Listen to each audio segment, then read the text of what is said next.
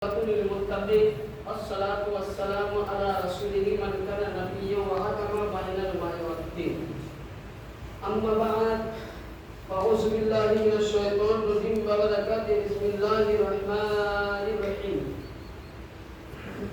إنا أعطيناك الكوثر فصل لربك وانحر. صدق الله العظيم وبلغنا رسوله النبي الأمين المتين الكريم. ونحن على ذلك لمن الشاهدين والشاكرين والحمد لله رب العالمين. সমস্ত প্রশংসা তারিফ সেই মহান আল্লাহ পাকের ইজ্জতের জন্য যে আল্লাহ পাক আমাদের সকলকে পবিত্র চাঁদ এবং পবিত্র জুমার দিনে আল্লাহর পবিত্র ঘরে এসে আমরা উপস্থিত বা হাজির দিতে পেরেছি। তাই সকলে মিলে আল্লাহর দরবারে শুকরিয়া আদায় করুন আর মুহাব্বতের সহিত বলুন আলহামদুলিল্লাহ। তারপরে করে আকায়ে নামদার মাদানী তাজদার নূরের রবি প্রেমের ছবি আমির আল্লাহ মুরুদুলাল কালী কামলিওয়ালা নবী মুহাম্মদ রাসূলুল্লাহ সাল্লাল্লাহু আলাইহি সাল্লামের প্রতি তিনার আহলে আগে রাসূলের প্রতি হাজার হাজার দরুদ সালাম অর্পিত হোক, বর্ষিত হোক। সকলে মিলে আমার সাথে সাথে বলুন আল্লাহুম্মা সাল্লি আলা সাইয়্যিদিনা মাওলানা মুহাম্মদ ওয়া আলা আলি মুহাম্মাদিন বারিক ওয়া সাল্লিম সাল্লাল্লাহু ওয়া সাল্লামান আলাইকা ইয়া রাসূলুল্লাহ সাল্লাল্লাহু আলাইহি ওয়াসাল্লাম। সাময়িক এটা কোন মাস চলছে আমরা সকলে অবগত জানি। এটা জিলহজ মানে অর্থাৎ হজের মাস বা কুরবানির মাস। কুরবানি সম্পর্কে আমার আকায়ে নামদার মাদানী তাজদার নূরের নবী প্রেমের ছবি নবী মুহাম্মদ রাসূলুল্লাহ সাল্লাল্লাহু আলাইহি ওয়াসাল্লাম কিছু হাদিসে পাক করেছেন। আল্লাহর নবী সাহাবায়ে কেরামদের সামনে বলছেন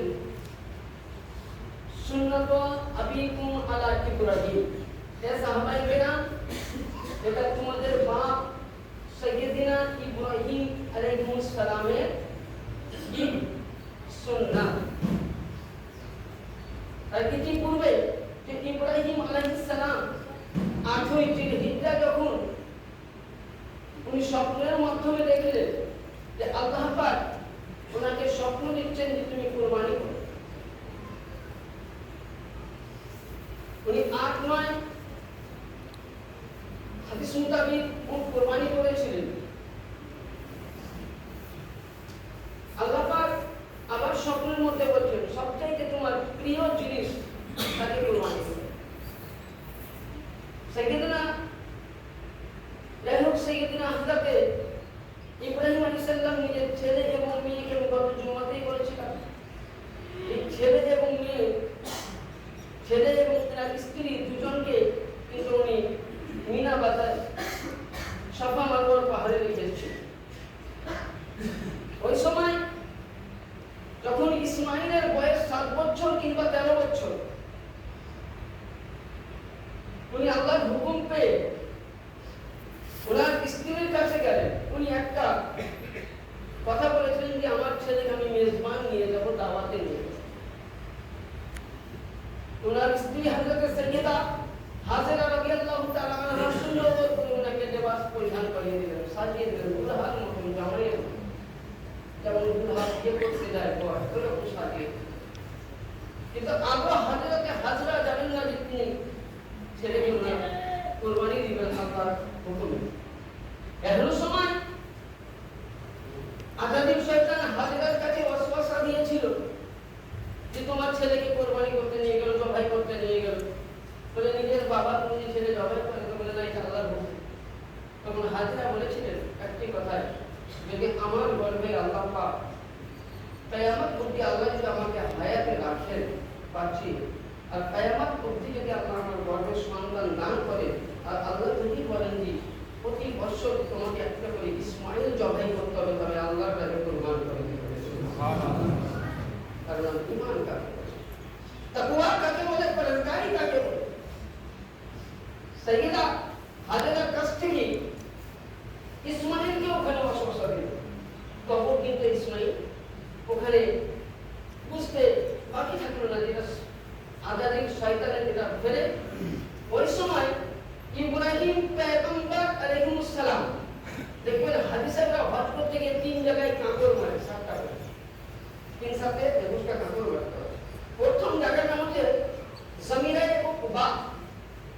এখানে কাপড় মারা হয় জামিলায়ে উকবা।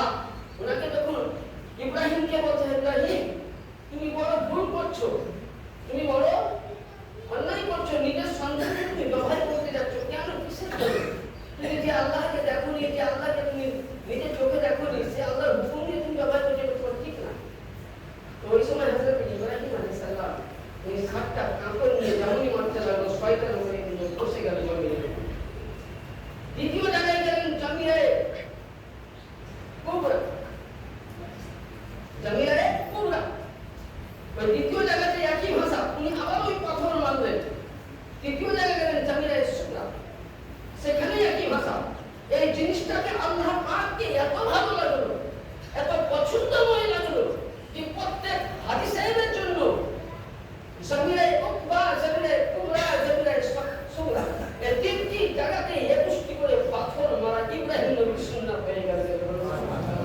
যেমন আল্লাহ পাককে কোরবানি ভালো লেগেছে, আল্লাহ নবী বলেন ওয়াবিকুম সুন্নাতে আলা ইব্রাহিম, এটা তোমাদের পিতা হযরত ইব্রাহিমের সুন্নাত। যাই হোক, ইব্রাহিম আলাইহিস সালাম নিজের ছেলেকে যখন মিনা বাজারে ময়দানের কাছে নিয়ে গেলেন, তখন হযরত সাইয়্যিদিনা ইব্রাহিম আলাইহিস সালাম তার ছেলের সামনে সুন্দর একটি কোরআনের বাণী দিয়ে বলেছেন, ওয়ালা ইয়া বুনাইয়া ইন্নী আরা ফিল মানামি আন্নী আযবাহুকা। যে বেটা ইসমাইল, আমি কেন নিয়ে এসেছি জানো? বলে কথা আমি জানি, এটা আমি স্বপ্নের মধ্যে দেখলাম, আল্লাহ আমাকে স্বপ্ন দিচ্ছে যে আমি তোমাকে আন্নী আযবাহুকা, আমি তোমাকে জবাই করছি। বলে আপনার আমার ছেলে যদি বলে আমি ছেলে থাকবো ওখানে, হ্যাঁ, তো পালিয়ে যাবে। তখন ইব্রাহিম আলাইহিস সালাম বলেন ওয়ালা লাতাতু মাদা তরা, এ বেটা ইসমাইল, এর মতো তোমার ভাই, তোমার ফায়সালা কি বলো? ইব্রাহিম আলাইহিস সালামের ছেলে বলেন ওয়ালা ইয়া ওয়াক্তিফ আল মা তারা সাতা জুজুনি ইনসাল্লাহ মিনাস সাবিরিন। বলে আব্বা যান, যদি আমার হুকুম হয়ে থাকে কুরবানি হওয়ার জন্য, তো ইনশাআল্লাহ মা তারা সাতা জুজুনি ইনশাআল্লাহ মিনাস সাবিরিন। আব্বা যান, আপনি আমাকে, আল্লাহর হুকুম হয়েছে নির্ভেজাল আপনি আমাকে জবাই করতে পারেন, আপনি আমাকে ধৈর্যশীল পাবেন। জোরে বলুন সুবহানাল্লাহ। ও সাইয়্যিদিনা ইসমাঈল আলাইহিস সালাম যে, তবে ইসমাঈল আলাইহিস সালাম যে আব্বা জানকে বলেছিলেন, আব্বা জান আপনাকে আমি তিনটি ওসিয়ত করব। বলে বলেন, বলে 1 নম্বর ওসিয়ত, আপনি যখন আমাকে জবাই করতে যাবেন, সর্বপ্রথম আমার 4টি পাকে, 2টি হাত এবং পাকে, 4টা 2টি পা 2টি হাতকে সুন্দর করে দড়ি দিয়ে পারবেন। তাহলে এখানে মশলা কি পেলাম, যে যখন আমি জানোয়ার জবাই করব, তাতে আমি 4টা জানোয়ারের পা আছে, তাকে 4টাকেই মারব। আর 2 নম্বর ওসিয়ত, বলে আপনিও যখন পট্টি দিবেন আমিও পট্টি দিব, আপনি আমাকে পাথরের মধ্যে উভন করিয়ে দিবেন, কারণ হয়তো কোন কারণবশত আমার গলায় ছুরি চলার সময় হয়তো আমি ছটফট করতে পারি, পট্টি খুলে যেতে পারে, ওই সময় আমার আপনার প্রতি মায়া আসতে পারে, বা আপনি ছেলে বলে মায়া করতে পারেন। আর 3 নম্বর, বলে আব্বা জান আপনাকে আমি একটাই লাস্ট ওসিয়ত করব, আপনি আমাকে মিনা বাজারে জবাই করার পর, কুরবানি দেওয়ার পর, আপনি কিন্তু আমার মাকে কখনোই বলবেন না যে তোমার বেটা কুরবানি করে এসেছি। যদি আমার মাকে বলেন তো আমার মা দুঃখ পাবে, আমার মা কষ্ট পাবে। বলে আমার মা ইন্নাল্লাহ মা'আস সাবিরিন, আল্লাহ পাক তাকে সবর দিয়েই দিবে। জেনে বলেন সুবহানাল্লাহ। আমাদের মিল্লাত ইসলামিয়া, তার নাম ইসমাঈল আর তার নাম ইব্রাহিম, নিজের ছেলেকে মিনা বাজারের মধ্যে ঠিক ওই মোতাবেক পা আর হাতকে বাঁধলেন, জমিনের মধ্যে পাহাড়ের মধ্যে উভন করে দিলেন। হযরত সাইয়্যিদিনা ইব্রাহিম পয়গম্বর দোয়া করছেন, ইন্নী ওয়াজহাতু ওয়াজহিয়া লিল্লাযী ফাতারা আস-সামাওয়াতি ওয়াল আরদা হানিফা ওয়া মা আনা মিনাল মুশরিকিন। যখন তিনি দোয়া করতে আছেন, ইন্নাস সালাতু নুসুকি ওয়া হিয়া মামাতি রাব্বিল আলামিন লা শারীকা লাহু উম্মিতু আনা মিনাল মুসলিমিন। যখন তিনি এই দোয়া করার পরে বিসমিল্লাহ আল্লাহু আকবার বলে হুকুমের মধ্যে গর্দনে ছুরি চালাতে যাবেন, বেলালের সামনে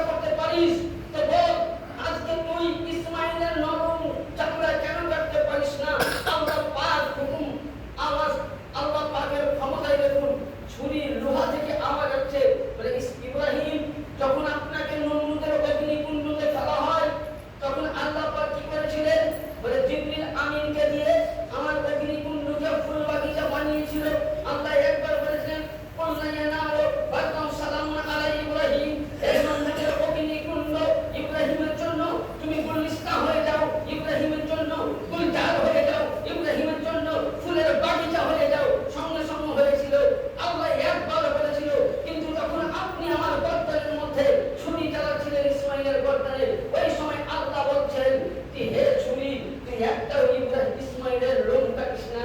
আল্লাহ কয়েকবার বলেছে, বলো আমি রব্বের জালিলের কথা হুকুম মানব না, রব্বের খালিলের কথা হুকুম মানব। বলে বলে সুবহানাল্লাহ। ও ব্রাদার, এইভাবে হযরত সাইয়্যিদনা ইসমাইল আলাইহিস সালাম কে যখন আবার তৃতীয়বার লাগালেন, তখন আল্লাহ বলছেন, জিবরিল আমিন জান্নাত থেকে দুম্বা নিয়ে যাও। এবার যে দুম্বাটা জব হয়েছিল, তো ইব্রাহিম আলাইহিস সালাম ছুরি ফায়সালা করতে বলেছে, জিবরিল আমিন একখানা দুম্বা নিয়ে আসলেন। আর যেমনই উনি ছোড়া চালালেন, ইসমাইলকে তার আগে উঠিয়ে নেওয়া হয়েছে, ছোড়ার নিচে যখন দুম্বা জবাই হয়ে গেল, ইব্রাহিম পট্টি খুলে দেখছেন ইসমাইল দাঁড়িয়ে আছে। ওই সময় হযরতে সাইয়্যিদনা জিবরিল আমিন বলেছিলেন, না ধ্বনি দিয়েছিলেন। আর হযরতে ইসমাইল আলাইহিস সালাম বলেছিলেন, লা ইলাহা ইল্লাল্লাহ আল্লাহু আকবার। ইব্রাহিম বলেছিলেন, ওয়ালিল্লাহিল হামদ। তার জন্য মেরা ওয়াজিব হয়ে গেছে 9 জিলহিজ্জা ফজর থেকে নিয়ে জিলহিজ্জা 13 তারিখ অবধি প্রতি 5 ওয়াক্তের নামাজের জামাতের প্রত্যেকটা তিনবার পড়তে হবে। সে বাড়িতে পড়েন, মাঠে পড়েন, যেখানে পড়েন, প্রতি অবশ্যই পড়বেন। ফজর থেকে শুরু করবেন 9 চাঁদে।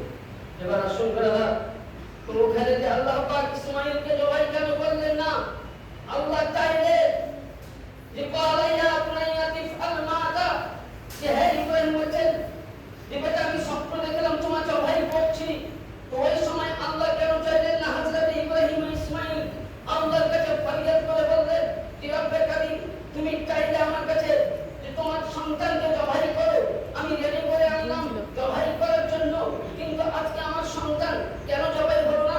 আল্লাহ পাক বলতেছেন যে হে ইব্রাহিম খলিলুল্লাহ, যদি তোমার সন্তান জবাই হয়ে যায়, তাহলে আজকে এখানে ইসলামের নষ্ট নাবুদ হয়ে যাবে। কারণ তোমার সন্তান সাইয়্যিদনা ইসমাইলের বয়স 13 বছর। ইসমাইলের পেছানিতে একটি এমনই নূর ঝলছে, একটি এমনই রাসূলের রোশনি আছে, যার জন্য তুমি কাবা বাইতুল্লাহ দোয়া করেছিলে, ইযবাসা ফীহিম রাসূলা, হে আল্লাহ তোমার ইসলামকে রক্ষা করার জন্য একজন রাসূলকে প্রেরিত করো। সেই নূর ধারা হলো আমার নবী মুহাম্মদ রাসূলুল্লাহ সাল্লাল্লাহু আলাইহি সাল্লামের নূর। তোমার ছেলে যদি জবাই হয়ে যেত, তাহলে ইসলাম বলতে থাকতো না, এখান থেকে ইসলাম শেষ হতো। ইসমাইলের নূরের মধ্যে ছিল হযরত ইসমাইলের ছেলে আদনান আলাইহিস সালাম, আর আদনানের পূর্বপুরুষ হযরত আব্দুল মান্নান, আব্দুল মানাফের পূর্বপুরুষ হযরত আব্দুল মুতালিব, আব্দুল মুতালিবের ছেলে আব্দুল্লাহ, আব্দুল্লাহর ছেলে মুহাম্মদুর রাসূলুল্লাহ সুবহানাল্লাহ। ইসমাইল এই কারণে জবাই হয়নি, কারণ হচ্ছে ইসমাইলের পেছানিতে ছিল নূরে মুহাম্মদীর সুবহানাল্লাহ। আমার আল্লাহর নবী কত আমাদেরকে ভালোবেসেছে, আর আমরা নবীকে কত ভালোবাসি। একটা হাদিসের মাধ্যমে বুঝতে পারবেন।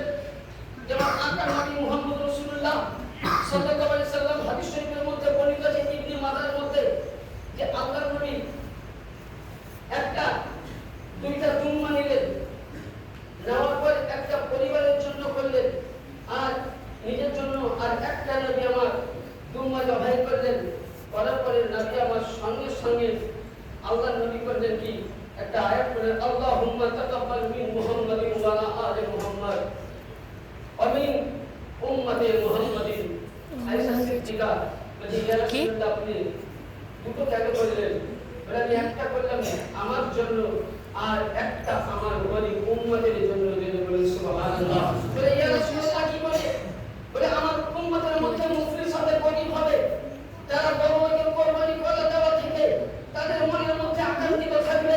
তার জন্য নবী বলেন, আল্লাহুম্মা তাকাব্বাল ওয়া আলা আলি মুহাম্মাদিন মিন তাকাব্বাল ওয়া আন্নি মুহাম্মদ সাল্লাল্লাহু আলাইহি ওয়াসাল্লাম উম্মতে মুহাম্মাদিন। ইয়া আয়েশা সিদ্দিকা, আমি এই কারণে দ্বিতীয়টা দিলাম যে আল্লাহ আজকে তোমার রাসূল কুরবানি করে গেল, কিয়ামত অবধি যতদিন পৃথিবী থাকবে, দুনিয়া থাকবে, যত গরিব উম্মত থাকবে, তারা যদি ইসলামের পথে চলতে পারে, ইসলামকে নিয়ে চলতে পারে, যেমন বড় লোকের কুরবানি দিলে যতটা সওয়াব হয়ে গেছে, তার আগে নবী মুহাম্মদ রাসূলুল্লাহ উম্মতের জন্য কুরবানি করে গেছেন। সুবহানাল্লাহ। তাহলে লক্ষ্য করেছেন নবী ছেলেরাও ভালোবেসেছেন। এবার আপনাকে বলি, কুরবানির দিন খুব পবিত্র দিন। আল্লাহ নবী বলেছেন, তোমরা ঈদগাহ ময়দান যখন যাবে, তখন তোমরা কি করো? কিছু খাবার, মিঠা জিনিস খেয়ে যাও। আর কোরবানিতে যাবে নামাজ পড়তে অনাহারে যাবে। অনেকে বলে যে সওয়াব পাওয়া যায়, ঘরের পোহা রোজা বাদে করতে গেলে বলি আল্লাহ নবীর হাদিস আছে যে যখন নামাজ পড়ে আসলেন একটা জানোয়ার যখন জমিনের মধ্যে রক্ত পড়ে গেল তখন আপনারা খাবার রক্ষণ করতে পারেন। যারা কোরবানি দিয়েছেন তারাও পালন করবেন, যারা কোরবানি দেননি তারাও পালন করবেন। আর 2 নম্বর, যারা কোরবানি দিতে পারেন আমি গত জুমায় বলেছিলাম হাতের নখ, চুল, দাড়ি এগুলো কাটবেন না। যদি কোরবানি মানুষ তো কোরবানি দেওয়া যেমন যতটা সওয়াব এই সুন্নাতকে পালন করলে ততটাই সওয়াব পাবেন। আর কোরবানি নিজের তরফ থেকে নিজে নিজে দিতে পারলে খুবই ভালো। আর যারা জানে তাদের কাছে করে নেবেন। আর করতে হবে 3 ভাগ, একটা হলো নিজের, একটা হলো আত্মীয় স্বজন, আর একটা হলো গরিব মিসকিন কোরবানি। বিভিন্ন জায়গায় কোন 10-এর মধ্যে পৌঁছে, আবার কোন জায়গায় মসজিদে পৌঁছে। তো যেটা মসজিদে পৌঁছে ওটা একমাত্র গরিব মিসকিনের জন্য। যারা কোরবানি দিতে পারেনি যার ক্ষমতা নাই সে ব্যক্তি ওটা নিতে পারে, জায়েজ আছে। আচ্ছা কোরবানি দেওয়ার ক্ষমতা আছে, কোরবানি দিল না, তার জন্য ও গোশত মাংস খাওয়া হারাম আছে। যার কোরবানি দেওয়ার ক্ষমতা আছে, কোরবানি দিল না, তার জন্য ওই গোশত মাংস খাওয়া হারাম আছে। আর যারা কোরবানি দিয়েছে দেওয়ার পরে বলে চলো মসজিদের ভাগটা নিয়েছি, এটাও খাওয়া হারাম আছে। যারা কোরবানির ভাগা দিয়েছে দেওয়ার পরে আপনি 3 ভাগে 1 ভাগ মসজিদে দিলেন মিসকিনের, আর ওই সবটার মালটা যদি আপনি খেতে যান তো আপনার জন্য হারাম আছে। কারণ ওটা একমাত্র এতিম মিসকিন কুরবানের হক। আরেকটা কথা, কোরবানি ধানের এরপরে তো বেশিরভাগ গরু হয়, কোরবানির মাংস কোন বেধর্মীকে দেবেন না, তাহলে গুনাহে কাবিরা হবে। কোরবানির মাংস কোন বেধর্মীকে দেওয়া যাবে না। কোরবানির মাংস খুব উত্তম জিনিস, কারণ এই কোরবানি এমন একটা মহামূল্যবান জিনিস।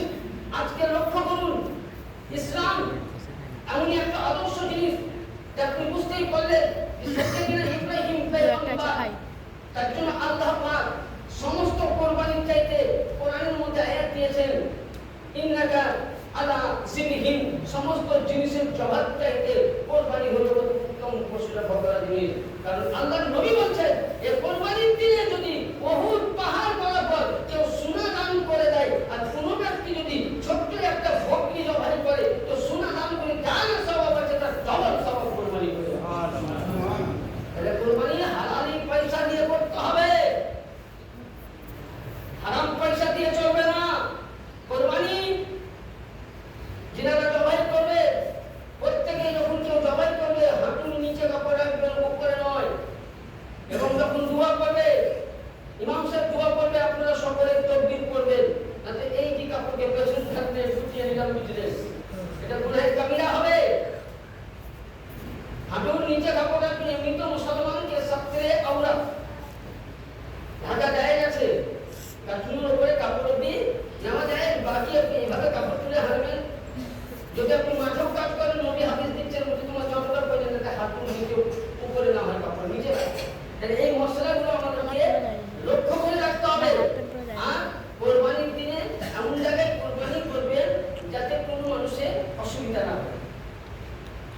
যেহেতু আমরা হিন্দুস্তানে বাস করছি, কোনো মানুষের যাতে অসুবিধা না হয় সেই রকম জায়গায় কোরবানিটা করবেন। আর কি করবেন, ওই মানুষের হাড্ডি এগুলো পাবেন এক জায়গায় পুঁতে দিবেন, রাস্তায় ছোটকার করবেন না।